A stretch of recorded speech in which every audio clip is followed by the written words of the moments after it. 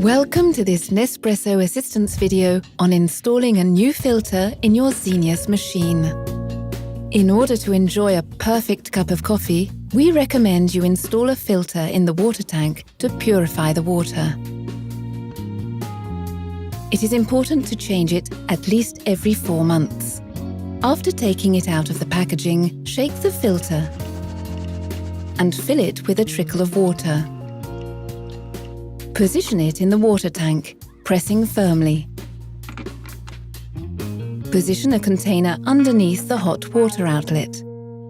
Switch off the machine, then press and hold the hot water button whilst turning on the machine.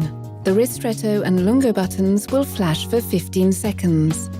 Press the ristretto button while the buttons are flashing.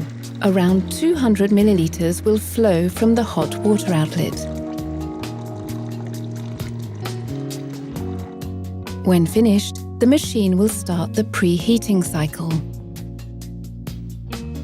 Your Zenius machine is now ready. You can now continue to enjoy our range of Grand Cru, specifically designed to optimize the extraction quality of your machine and guarantee the ultimate Nespresso coffee quality, cup after cup.